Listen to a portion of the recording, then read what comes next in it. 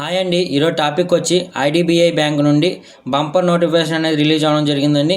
ఈ నోటిఫికేషన్ సంబంధించిన important dates, అలాగే ఎన్ని ఖాళీలు ఉన్నాయి, ఈ నోటిఫికేషన్కి ఎలిజిబిలిటీ ఏముండాలి అనేది ఈ వీడియోలో క్లియర్గా ఎక్స్ప్లెయిన్ చేయడం జరుగుతుందండి. వీడియో అనేది చివరి వరకు చూడడానికి అయితే ప్రయత్నం చేయండి. అలాగే ఈ వీడియో చూస్తున్న వ్యూవర్స్ అందరికీ ఒక్క చిన్న రిక్వెస్ట్ అండి, మన ఛానల్ లైక్ చేయండి, సబ్స్క్రైబ్ చేయండి, షేర్ చేయండి, సపోర్ట్ చేయండి. వీడియోలోకి వెళ్ళినట్లయితే recruitment of executive sales and operations ESO 2025-26కి సంబంధించిన అఫీషియల్ నోటిఫికేషన్ అనేది ఐడిబిఐ బ్యాంక్ వారు మనకి రిలీజ్ చేయడం జరిగిందండి. మనకి డీటెయిల్స్ ఆఫ్ ద వేకెన్సీస్ చూసుకున్నట్లయితే మనకి 1000 వేకెన్సీస్ అని ఉండడం అనేది జరిగిందండి. దానిలో మనకి యూఆర్ క్యాండిడేట్కి సంబంధించి 448, ఎస్టీ క్యాండిడేట్కి సంబంధించి 94, ఎస్సీ క్యాండిడేట్కి సంబంధించి 127, ఓబీసీ క్యాండిడేట్కి సంబంధించి 231, ఈడబ్ల్యూఎస్ క్యాండిడేట్కి సంబంధించి 100 వేకెన్సీస్ ఉన్నాయండి. అలాగే మనకి ఇందులో పీడబ్ల్యూడి క్యాండిడేట్స్ కూడా వేకెన్సీస్ ఉన్నాయండి, మీరు గమనించగలరు.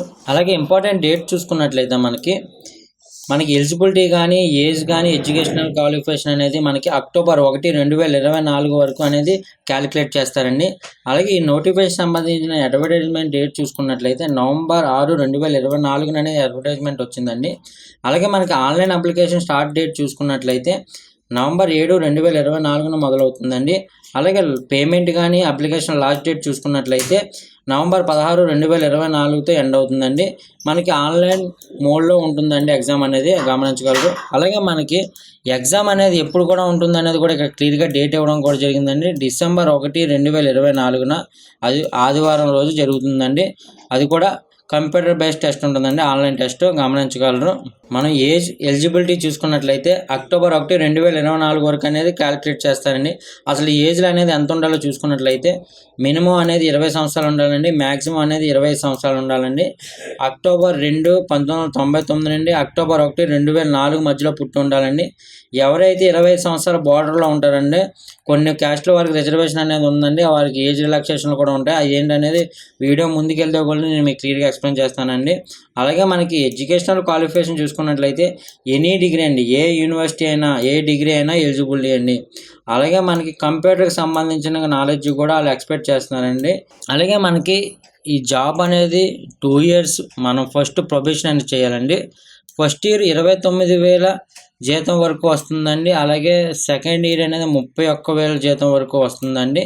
ఇక్కడ మీకు నోట్ క్లియర్గా కూడా ఇవ్వడం జరిగిందండి. మనకి on successful completion of a period of 2 years of contractual service అండి.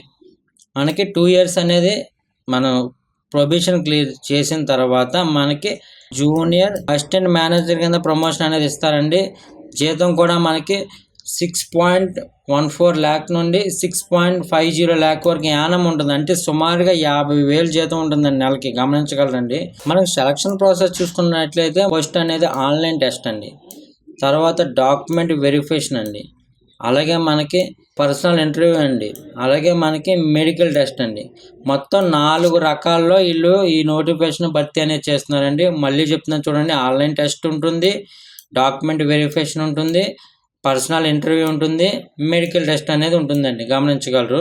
అలాగే మనకి ఇన్స్ట్రక్షన్స్ ఆఫ్ ఆన్లైన్ ఎగ్జామ్ చూసుకున్నట్లయితే మనకి సిలబస్ ఏంటి, ఏ సబ్జెక్ట్లో ఎన్ని మార్క్స్ వస్తాయి ఇక్కడ క్లియర్గా ఇవ్వడం చూడండి. లాజికల్ రీజనింగ్, డేటా అనాలిసిస్, ఇంటర్ప్రెషన్ నుండి 60 క్వశ్చన్లు వస్తాయండి. 60 మార్కులండి, 40 నిమిషాలు రాయాల్సి ఉంటుంది. అలాగే ఇంగ్లీష్ లాంగ్వేజ్ నుండి 40 క్వశ్చన్లు వస్తాయండి, 40 మార్కులండి, 20 నిమిషాల్లో పూర్తి చేయాల్సి ఉంటుంది. అలాగే మనకి క్వాంటిటేటివ్ యాప్టిట్యూడ్ నుండి 40 క్వశ్చన్లు వస్తాయి, 40 మార్కులు, 35 నిమిషాల్లో పూర్తి చేయాల్సిందండి. General economy, banking, awareness, computers and IT నుండి 60 క్వశ్చన్లు వస్తాయండి, 60 మార్కులు, 25 నిమిషాలు రాయాల్సి ఉంటుందండి. ఓవరాల్గా 120 నిమిషాలు ఎగ్జామ్ రాయాల్సి ఉంటుందండి.